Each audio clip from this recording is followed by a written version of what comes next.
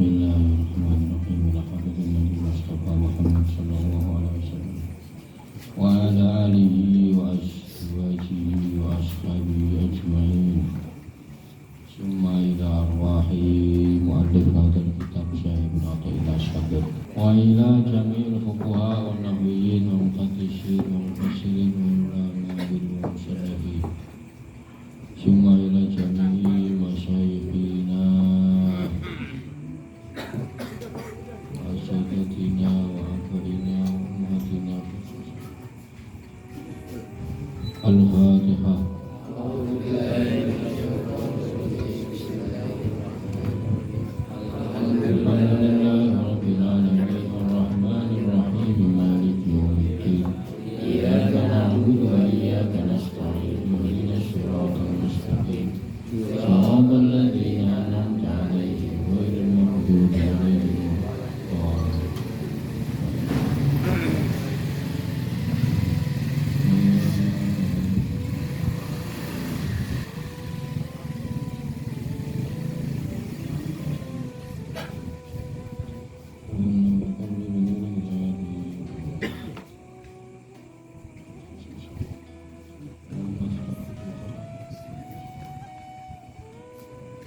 Qala al-musannifu rahimahullahu ta'ala wa nafa'ana bihi fid dharain.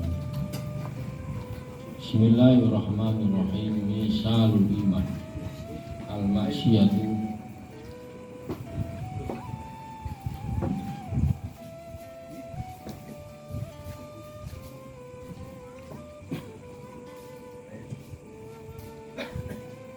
misalul iman, perumpamaan iman kita itu maka serta siro ila asoita ketika Anda melakukan maksiat Allah kepada Allah, kasyamsi itu kayak matahari, al-maksufati yang ditutup atau al-maksufati yang ada gerah. Jadi misal contoh iman kita itu ketika kita berbuat maksiat itu diumpamakan kayak matahari sedang ada gerah tertutup. Sinarnya masih apa enggak? Masih, tapi tertutup. Au kasiroji atau seperti lampu ida atoita ketika ditutupi, ketika nutupi Anda menutupi bisohfatin dengan biru. Atau sama kayak lampu sinar ini Anda tutupi dengan piring. Sinar lampunya masih, tapi tidak sampai kepada di Wa utawi kasirot, wa utawi sirot lampu tadi maujudun itu wujud, walakin yamna tetapi tercegah apa nurohu apa cahayanya lampu, al-hitau al-nurohu engcat.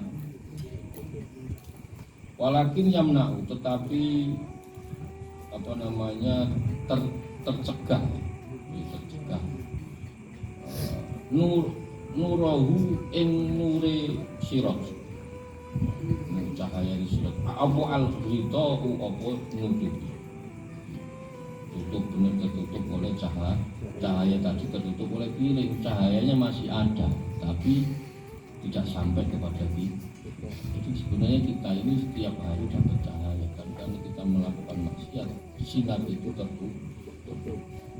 Summa inaka nuri kepada Anda siro takburu hadir al majlis ing majlis, maka sering-seringlah hadir di majlis ilmu.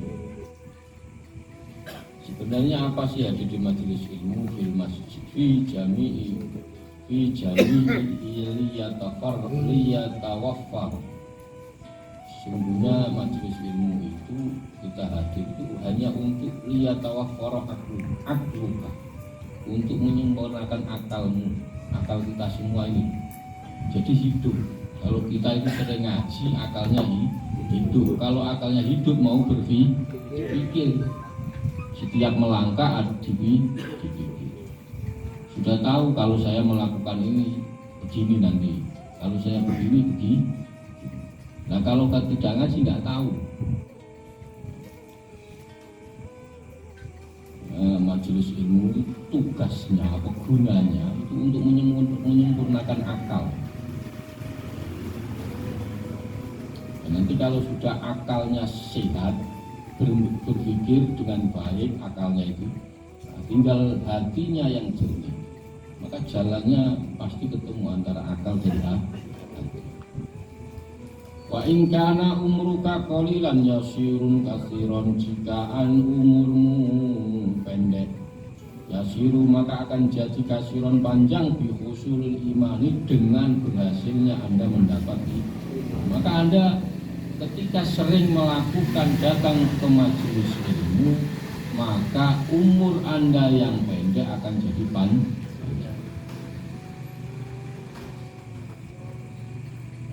Orang kiai dulu ya yang seneng ngaji, yang ngaji itu jadi idola, jadi favorit, rata-rata umurnya panjang. Li khusulil imani, krono hasilil iman, wal khusu'ilan khusu' wal khudu ilan khudu itu Anda pasok. Anda pasok itu apa? Itu kerja enggak ya? Anda pasok itu bahasa Indonesia apa? Ada yang tahu enggak? Ya? Rendah diri.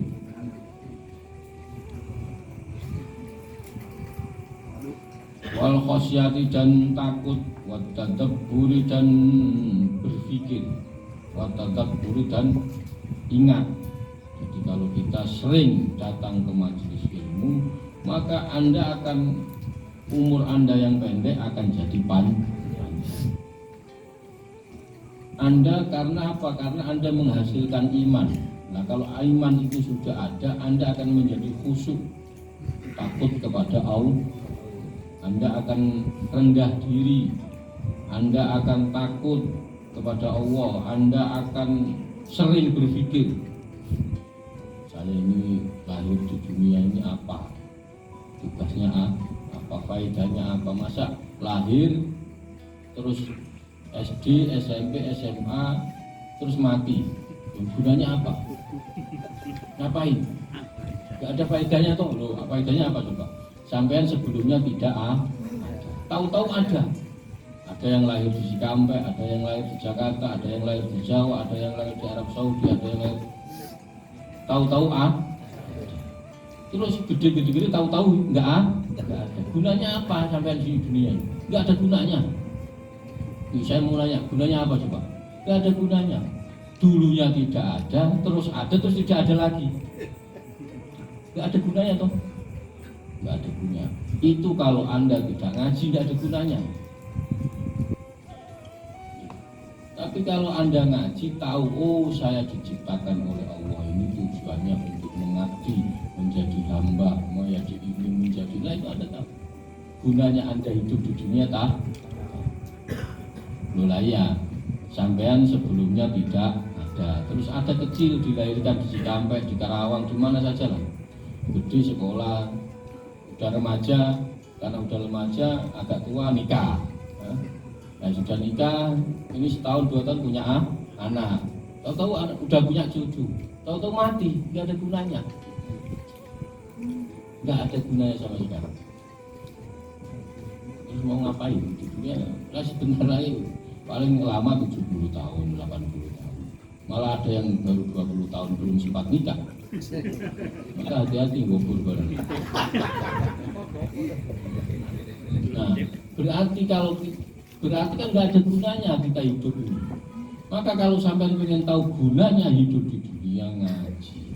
Nanti sampai akan tahu kita ini semua akan tahu. Oh, saya diciptakan itu tujuannya untuk untuk mengabdi, untuk ibadah.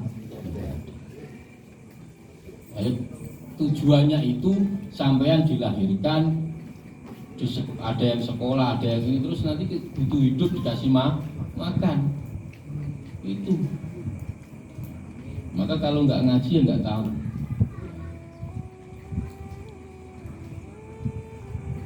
Di majelis ilmu itu penting. Ilmu itu pahalanya luar biasa. Majelis ilmu itu lebih baik Anda mendatangi majelis ilmu dibanding yang lain. Ya, apa namanya? di samping lah.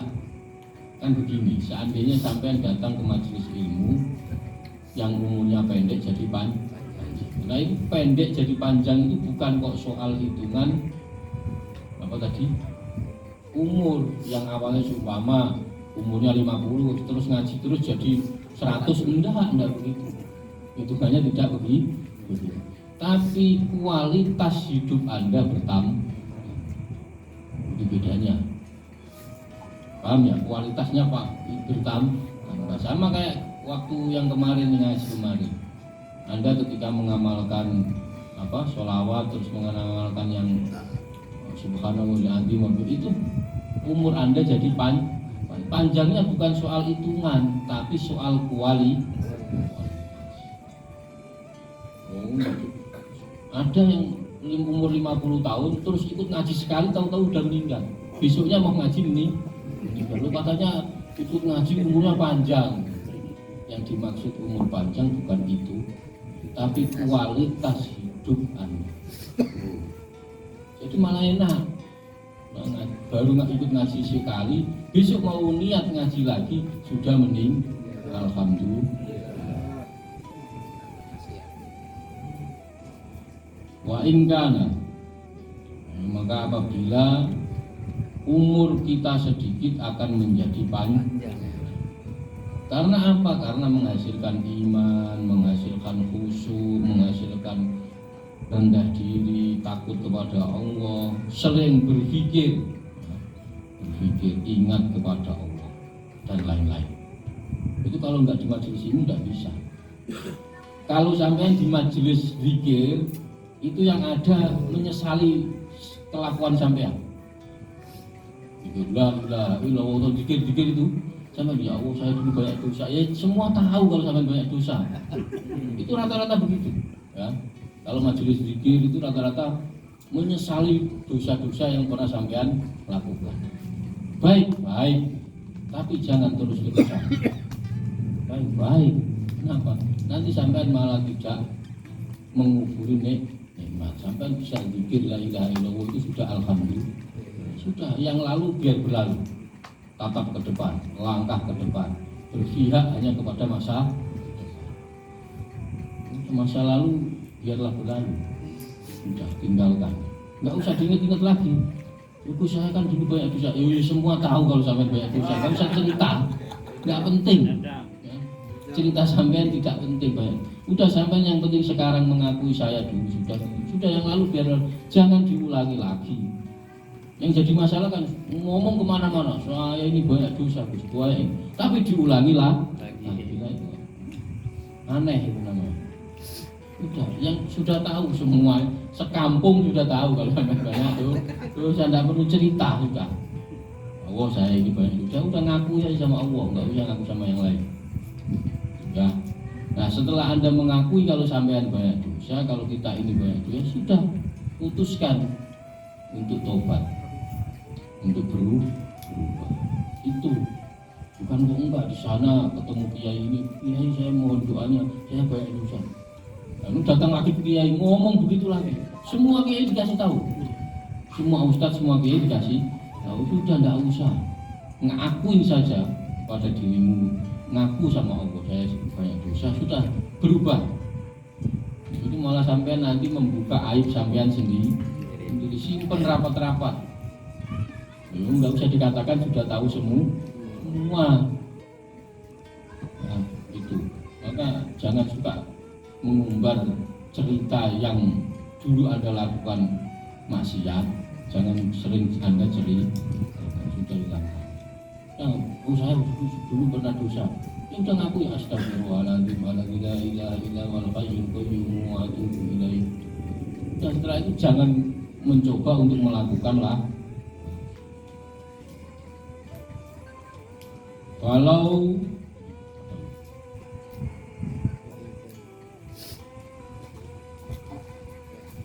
arafta mongkon lamun ngerti sira al imana ing iman ma qarrabta mongko ora marek sapa sira al isyana ing maksiat jika kamu tahu ya apabila Apabila kamu mengetahui kedudukannya iman,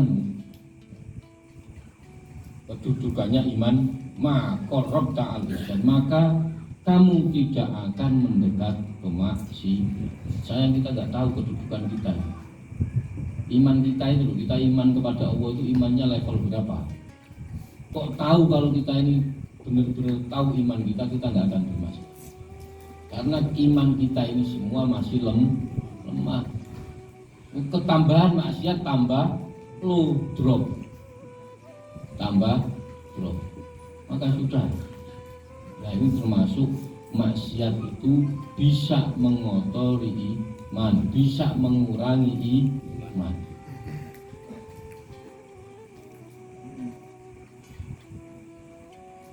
Nah iman itu apa? Dan saya kemarin sudah katakan, iman itu apa? Iman itu aktu fi qalbi, meyakini jihad, iqraran bil, mengucapkan, mengikrarkan dengan mulut, dengan lisan, wa'mal bil arkan, dan melakukan dengan perbuatan. Jadi kalau Anda iman, mulut hati sampean harus yakin, ucapan sampean juga yakin, yang sampean kerjakan juga ya sama. Contoh, orang siapa yang membuat orang itu kaya? Allah. Sampean yakin dia, terus mulut sampean ucapkan, saya yakin bahwa yang membuat kaya itu Allah. Nah perbuatan sampean juga sama. Anda yakin, mulut sampean yakin, terus tiap hari tidur ya nggak ketemu. Nah, maka perbuatan Anda juga harus sama. Itu namanya iman. Gitu loh. Maka kalau sampean punya harapan pengen kaya, pengen ini ya sesuai, harus sesuai. Doanya jalan, ikhtiarnya jalan, evaluasinya jalan, terus tawakal. Nah, makanya saya kalau mau menghayal kaya nggak pantas kalau saya. Nggak pantas. Karena apa? Tiap pagi tiap pagi tidur kok pengen kaya. Nunggu ini bulannya jatuh. Maka kalau pengen kaya pagi sholat subuh, sholat duha, bismillah, ikhtiar, jalan kemana itu terserah sampean mau jalan kemana. Yang penting niat dari rumah menjemput rezeki, sudah itu. Sore pulang atau siang pulang, lakukan itu rutinitas. Maka Anda yakinkan iman Anda di hati, mengucapkan di lisan, terus melakukan dengan pekerjaan. Saya yakin iman sholat, mulutnya sholat, tapi perbuatannya ya itu berarti belum iman. Saya mau sedekah, kalau sedekah itu mendapat pahala, bla bla bla, ini macam-macam itu. Tapi iman, mulutnya iman, tapi tidak perbuatannya tidak, ya beda. Atau sama sebaliknya, sedekahnya terus tapi tidak yakin, tidak ya. Makanya butuh ilmu biar tambah ya ngaji.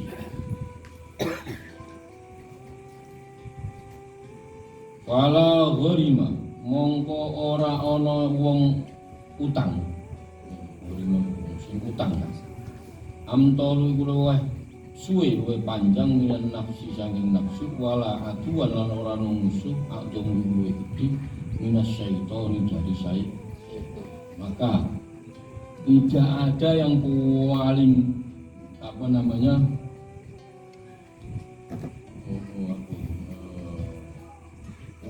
wong sing paling wangel itu, yang paling susah itu orang kalau punya utang, bayarnya lama.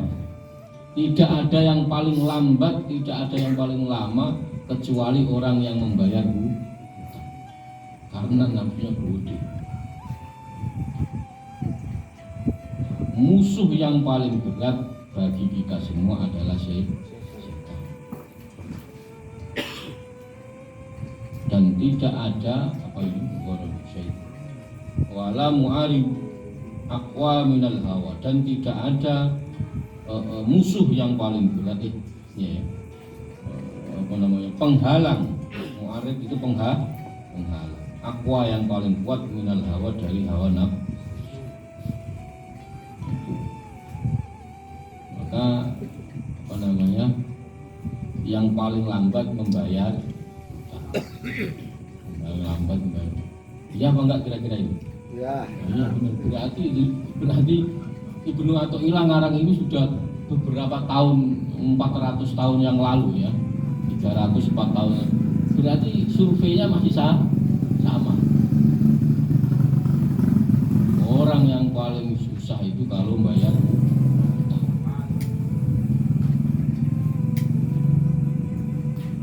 Wala yadfa'ulan ora nolak apa al-madada ing pitulungan al-habito yang turun mislul kibri itu sepadane orang yang sombong. Maka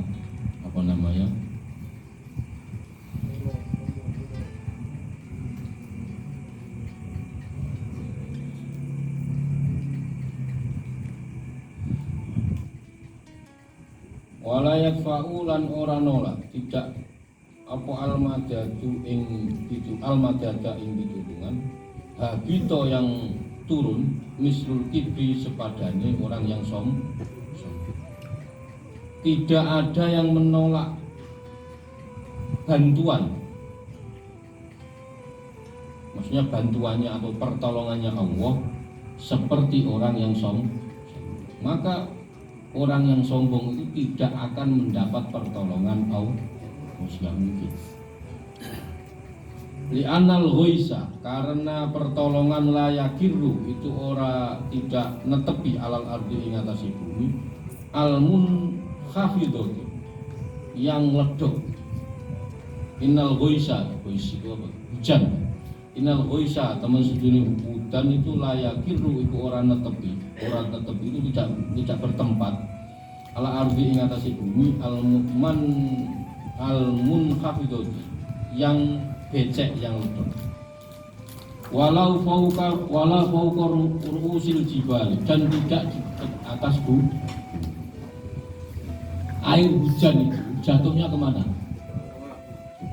Ke tempat yang paling rendah. Maka sampean tidak akan mendapat pertolongan Allah kalau masih sombong. Air hujan itu pasti jatuhnya ke tanah yang paling bawah, bukan yang di atas di pucuk gunung, bukan. Usul jibal itu artinya pucuk gunung. Nggak ada air hujan kok. Terus pasti dia turun di paling tanah yang paling bawah, yang paling ledok, yang paling becek. Maka sampean harus tawadhu, belajar jangan kayak begadang, tara bawa uang, itu belajar. Nah ini kalau tidak belajar tidak bisa sampean. Maka belajar bareng-bareng,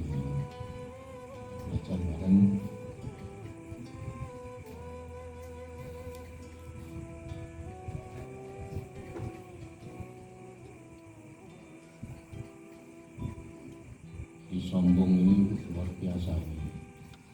Sudah sombongnya dihilangkan. Fakadzalika qulubul mutakabbirina tantakilu anha. Fakadzalika lan kaya mengkono apa al-qulubu utawi pira-pira ati al-mutakabbirina yang sombong tantakilu intikol berpindah tantakilu pindahan hasanin buruk opo ar-rahmatur rahmat wa tanzilu dan turun ilal qulubi kepada hati al-mutawaddiina yang pada tawa. Maka hati orang-orang yang sombong. Jadi orang sombong. Hati begitu juga hati orang-orang yang sombong. Rahmat Allah pindah dari hati ke hati orang-orang yang tawa. Jadi rahmatnya Allah itu jatuhnya ke hati. Lah hati yang mana? Hatinya orang yang tawa.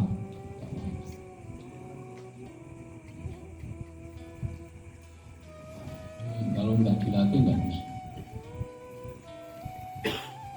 Wal muradu bil mutakabbirin.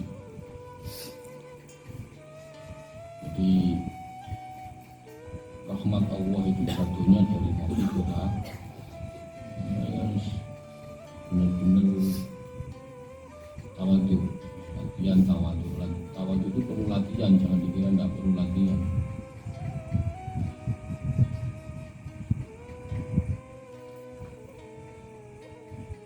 Tawadhu itu latihan, kalau nggak latihan nggak bisa.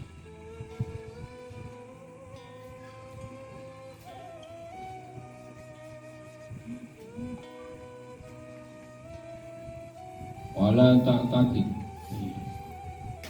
wal muradu bil mutakabbirin may yaruddul haq wal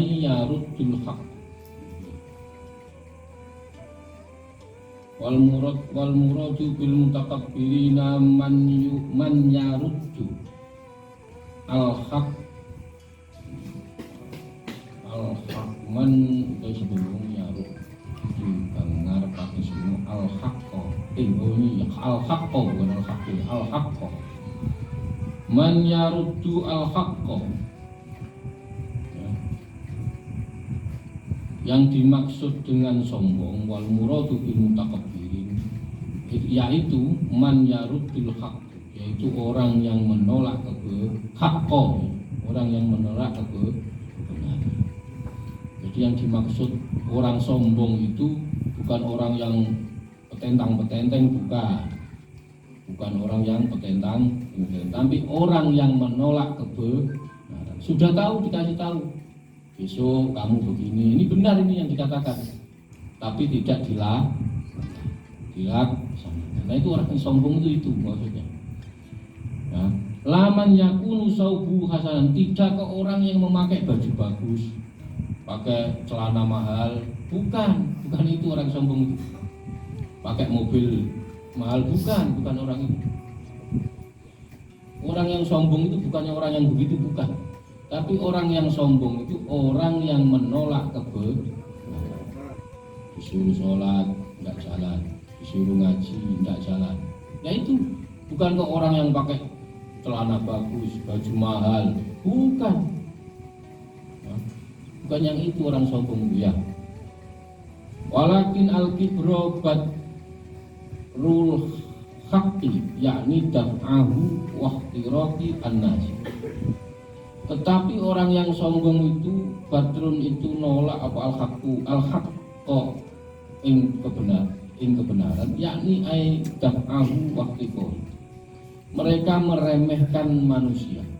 Orang yang sombong itu orang yang menolak kebenaran dan meremehkan manusia. Tak sampean pakai baju bagus boleh, celana bagus boleh, mobil bagus boleh. Yang penting jangan meremehkan yang lain. Nah, orang yang sombong itu yang tidak menerima kebenaran. Boleh orang pakai mobil, ya kalau begitulah.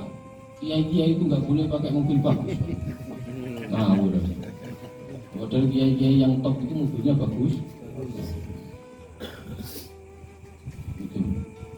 Memang harus bagus. Bukan itu. Jadi yang dimaksud orang yang sombong itu orang yang menolak kebenaran. Dikasih tahu nih, tapi ditolak, bantah. Dikasih tahu, malah ngerem. Atau sampai baru punya mobil baru atau sepeda motor baru, muter aja keliling. Nanti kalau lewat temennya pilih, biar tahu kalau dia punya mobil. Kayak gitu. Nah itu tujuannya kan ngeremeh orang itu. Bismillah jalan terus. Nah itu yang dimaksud sombong itu. Bukan kok orang yang mobil bagus boleh, mobil bagus, baju mahal boleh, celana mahal boleh, sepeda motor bagus boleh. Tapi jangan meremehkan orang. Nggak apa-apa, malah harus punya baju baru, bagus, mobilnya bagus, ini bagus, wajib. Biar sampean bisa siar, bisa sedekah, bisa zakat, bisa melakukan itu harus malah. Orang itu kalau nggak kaya nggak bisa jalankan syariat Islam. Gimana bro? Iya. Kalau sampean nggak kaya nggak bisa zakat. Kalau sampean nggak kaya nggak bisa haji, maka wajib kaya orang Islam. Itu loh. Ngajak, kalau ngaji ini jangan waduh Gus Wakil ngajak miskin, enggak. Saya ngajak kaya sampainya nggak paham. Saya itu ngajak kaya terus, malah ngajak miskin. Saya itu ngajak kaya. Saya ini ngajak kaya sampean. Nah, asal apa keinginan kaya itu berbanding lurus dengan perbuatan yang Anda jalankan. Anda ingin kaya tiap hari itu kaya dari mana? Itu menghina Tuhan, menghina malaikat yang ngasih rezeki ya, tidur aja ini. Nah kecuali sampai nggak ingin kaya tidur terus nggak apa-apa, tidak apa. Nah, kalau sampai ingin kaya ya harus pagi jalan kerja apa terserah, ikhtiarnya apa. Bisa ada yang di pabrik, bisa ada yang di pasar, semua. Saya itu ngajak sampean kaya. Karena apa? Kalau sampean tidak kaya, syariat Islam sampean tidak jalankan.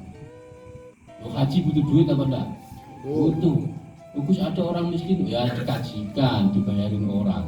Dan masa dibayarin terus, ngopi dibayarin, kaji minta dibayar. Itu kebangetan itu. Udah ngopi diajak gratisan, masih minta berharap diberangkatkan haji. Itu kan kebangetan itu. Nggak punya perasaan, ya udah ngaji ya udah ngopi, khusus ngopi nggak apa-apa lah gratisan. Lu ini berharap pengen diajak berangkat umroh dan haji, repot orang. Jadi orang yang sombong itu orang yang tidak mau menerima kebenaran, orang yang menolak kebenaran, dan orang yang suka ngeremehin itu ya. Ini perlu ini catat ya. Wala tak takit dan jangan Anda iktikad beranggapan annal kibro teman sekalian sombong layakunu orang illa fi wazirin aw sahibid dunya. Jangan Anda beranggapan, punya keyakinan bahwa orang yang sombong itu tidak orang yang wazir itu pejabat ya. Orang yang sombong itu bukan kok pejabat saja ya. Atau orang yang sombong itu orang yang kaya saja. Jangan Anda kira yang sombong-sombong itu pejabat bisa sombong iya, tapi yang tidak sombong juga banyak. Orang kaya sombong iya, tapi yang tidak sombong juga banyak. Wala tak takit annal mangkuba mangkana fi balqot yakun ya gitu ya. Balqot yakun fi man la yamliku asya'an lailat. Orang yang besok mau makan apa aja enggak punya, itu dia sombong. Bayangkan. Jadi yang sombong itu bukan ke orang yang kaya, bukan kok pejabat. Orang yang besok mau makan apa aja enggak punya, itu sombong. Banyak sekali. Oh enggak percaya? Banyak sekali. Besok mau makan apa enggak ada. Itu sombong yang melebihi orang yang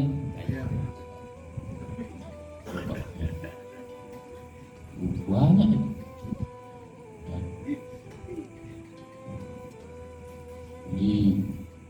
Ini faktanya banyak. Ya kan tadi itu definisi sombong itu adalah orang yang menolak kebenaran, orang yang tidak mau dengan kebenaran dan meremehkan orang manusia. Berarti besok nggak bisa makan tuh sekarang jadi sombong karena ngeremehin orang, karena menolak kebenaran.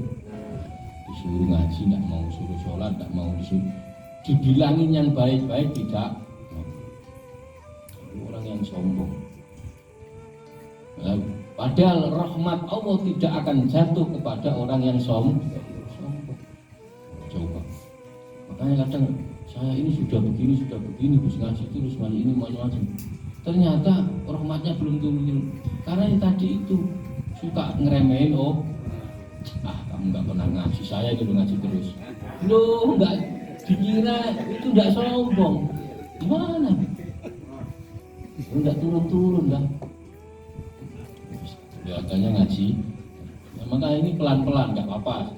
Untuk awal-awal sombong nggak apa-apa. Sombong hasanah nggak apa-apa. Ya. Jadi, untuk awal-awal latihan sombong. Dan kalau sombong duit kan nggak punya potongan dadang Husain gitu kan. Ini gitu toh. Ya sombongnya sombong ngaji. Nggak apa-apa sudah. Tapi bagus itu. Hasanah. Ya. Riak hasanah. Sekarang kan lagi musim kayak gitu. Nyumbang, foto, edit, wah semacam-macam. Riak hasanah. Niatnya apa? Yang penting niatnya Mbak Dodang nggak ada yang tahu sama semua. Saya pernah dibisikin sama beliau, saya niat begini, niat ngajak orang ngaji. Coba bayangkan. Biar orang itu tertarik sama ngaji. Ini kan luar biasa ini. Walaupun sebagian orang ngomong, wah Mbak Dodang sombong gitu. Padahal niatnya ngajak orang ngaji. Maka perlu kadang-kadang sombong yang model ini perlu. Tapi jangan terus-terusan nanti. Ya sekali-sekali aja. Ngaji, ajak ngaji. Nanti kalau sering masuk majelis ilmu, dia akan berpikir, dia akan hasil imannya, bertambah imannya, berpikir. Nanti lama-lama juga hilang niat yang seperti itu. Niat yang dulu awalnya sombong, yang dulu awalnya riak, pamer kepada orang, tiap hari ngaji, tahajud di foto,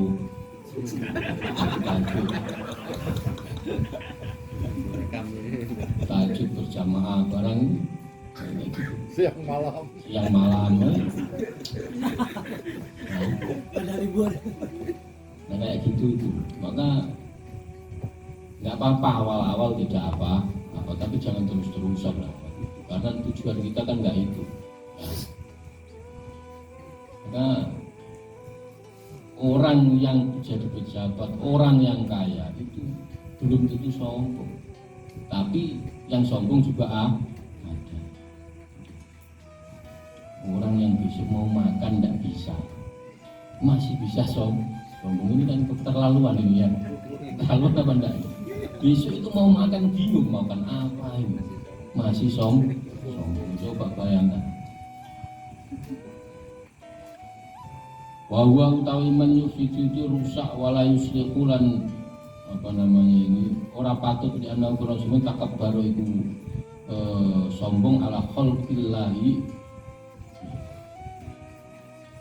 kepada makhluknya Allah Subhanahu wa ta'ala.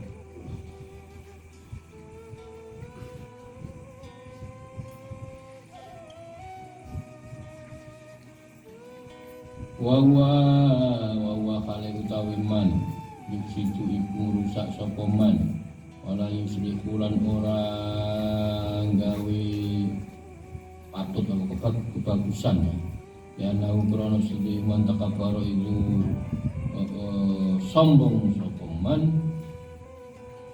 ala khalqi ing atase makhluk ala khalqillahi ing atase makhluki Allah Subhanahu wa ta'ala. Ini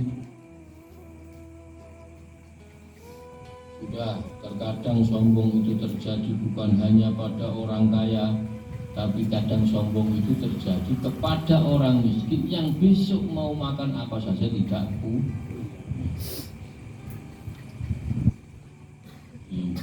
Ini saya garis bawahi.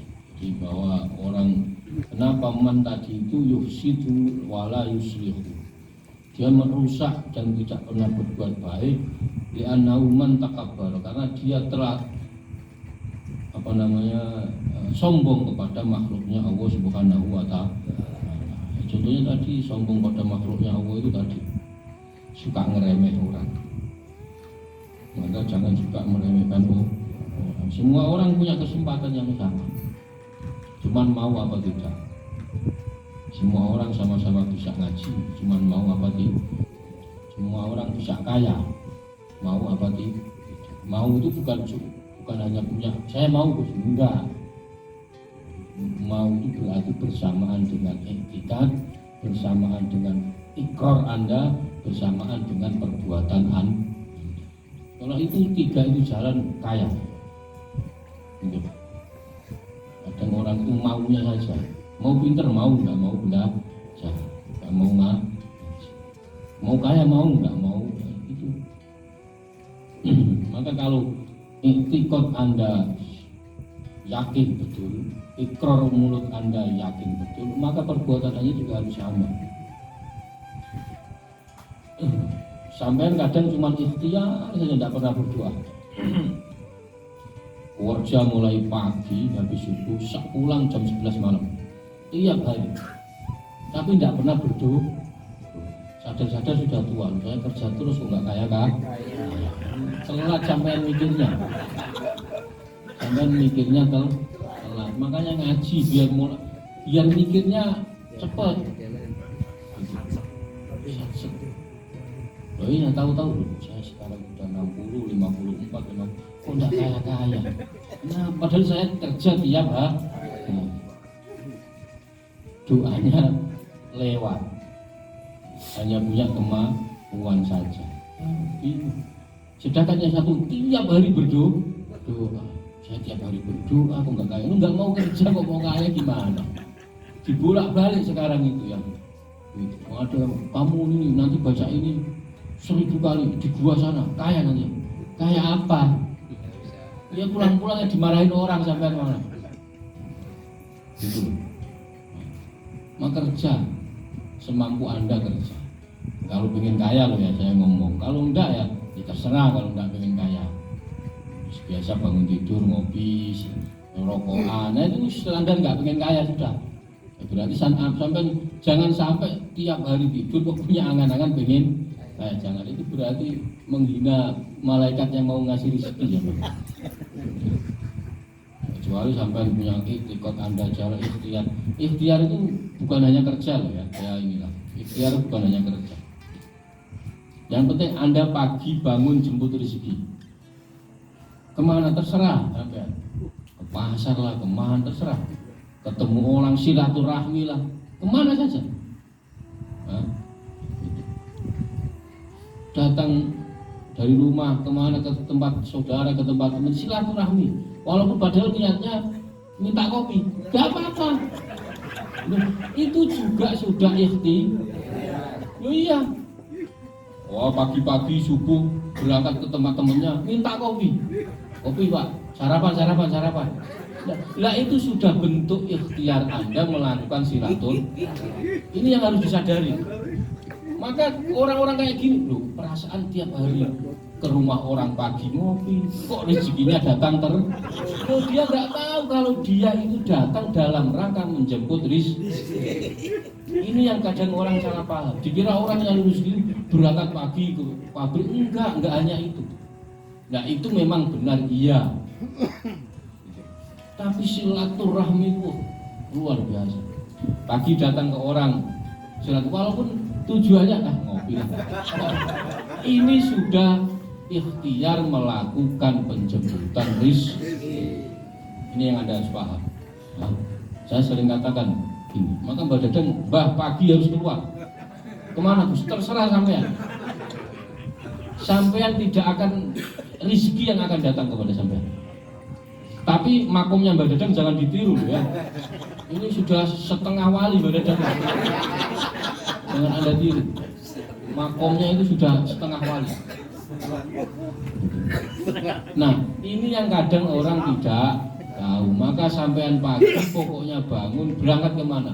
Silaturahmi lah, kerja lah, main ke tempat teman. Pokoknya niatnya yang baik-baik. Ya. Minta kopi ke teman itu sudah silaturahmi. Maka pintu rezeki Anda dari ujung dari 8 pintu itu buka semua. Apalagi sampai ya kerja ya silaturahmi, wah malah cepet. Ini contohnya ya. Maka pokoknya pagi kalau tidak ada kerjaan, udah walaupun datangnya itu sebelah rumahnya, ini rumahnya terus dia pindah ke rumahnya silakan, tidak ada masalah, ya. Gitu. Tapi jangan tahu besok-besok langsung pagi udah saya kerja, wih semuanya gitu, ayo enggak, jamnya kerja tetap kerja. Ini kadang pemahaman sampean itu kadang dibolak-balik ya kemarin, ya. Ekstrim kan, wah habis wakil tidak usah kerja, silaturahmi terus, ya lama-lama orang yang sampean-samperin bosen gitu. Ya gitu. Wala ta'taqid annal kibra la yakunu illa fi wazirin aw sahibid dunya bal qad yakunu fi ma lam yamliku asya'an lailatin wa huwa yufsidu wa la yuslihu li annahu takabbar ala khalqillah. Jadi Anda kalau sombong kepada makhluknya Allah, itu Allah akan lebih sombong. Jangan, makanya jangan sombong kepada makhluknya Allah. Wal qad yakunu fi ma la wala ta'taqid, dan jangan Anda punya i'tiqad, punya anggapan, punya keyakinan anal mangkubu, orang yang tertimpa bencana. Al-mangkub itu orang yang tertimpa bencana. Man itu wong kana kang ana wong fi asri ing dalam tawanan, tahanan, au fi sijni atau di dalam buku.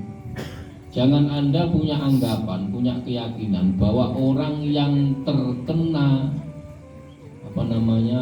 musibah, terkena bencana itu orang yang di dalam penjara atau yang ditahan. Bal mangkubu man asawwahu asawwah wa adkhala fi hadhil mamlakati at-tahirati najasatil al-masyad. Bal mangkubu balik utawi wong sing orang yang tertimpa bencana. Man itu orang aso yang bermaksiat sapa man Allah ing Allah wa adkhala, dan dia masuk fi hadhil mamlakati di dalam kerajaannya Allah at-tahirati yang suci najasatil maksiati ing najis maksiat. Orang yang kena bencana, kena musibah itu bukan orang yang ditahan, orang yang sakit, orang bukan. Jadi orang yang tertimpa bencana, tertimpa musibah itu adalah orang yang berbuat maksiat kepada Allah. Dia masuk dalam kerajaan Allah tapi dengan najis dan maksiat.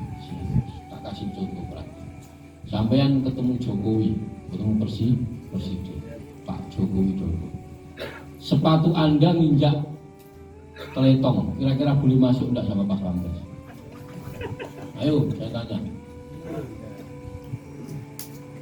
Terus sampean pakai baju yang bau yang boleh masuk enggak kira-kira? Enggak boleh. Loh itu aja manu. Lah ini Anda memasuki kerajaan Allah yang mahal. Bayangkan saja sudah. Itu orang yang kena bencana itu bukan orang yang ditahan, bukan, tapi dia memasuki kerajaan Allah dengan membawa maksiat, dengan membawa najis. Itu. Nah, maka pelan-pelan ya, mungkin sekarang ini latihannya sholat, pokoknya sholat aja, sholat, dibenerin sholatnya. Kodok enggak apa-apa, pagi gue subuh kebablasan enggak apa-apa, udah yang penting kodok. Yang penting kok jam 8 baru bangun, jam 10 enggak apa-apa, kodok. Maka saya sudah tahu, kita semua ini tahu, kita suka bergadang malam. Kebablasan juga enggak, sudah yang penting kok. Maka jangan suka sok malam ngaji nih, kita ngaji buaran. Tahu-tahu subuhnya kebablasan. Nah sedangkan yang sekarang tidak ngaji malah bangun subuh. Maka jangan suka sombong, menganggap orang yang lain enggak ngaji gitu. Atau sebaliknya sama. Itu contohnya begitu. Maka sudah biasa-biasa saja. Pokoknya jamnya ngopi, jamnya sholat, jamnya makan. Jamnya kumpul manusia ya kumpul manusia, jangan kumpul jin terus. itu. Nah kebanyakan itu begitu.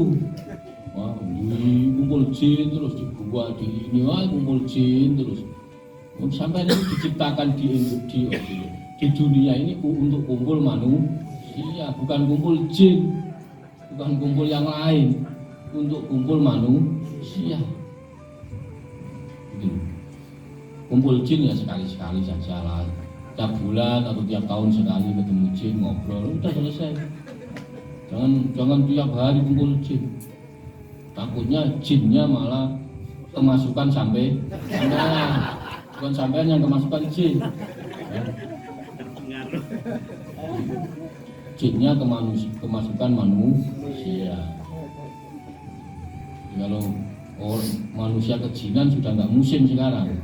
Sekarang manusianya malah merasuki jin.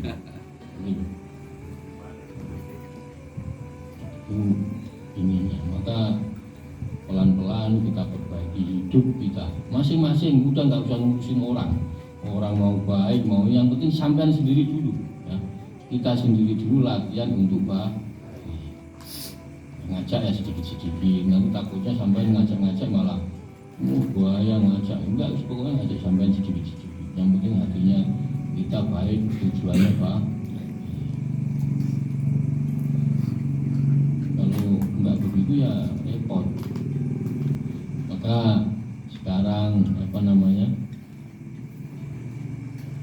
yang perlu ini itu kayak sholat perlu diperbaiki pelan-pelan. Kalau bisa jamaah, kalau bisa sholatnya jangan sampai ketinggalan.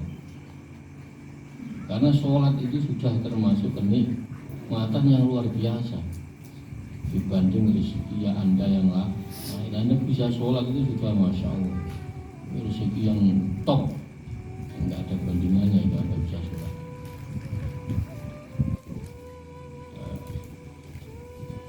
Hakikatul farah kasirun mimman anfaqu ad-danair ad-darahim wallahu a'lam bishawab. Semoga bermanfaat. Maulaya sholli wa sallim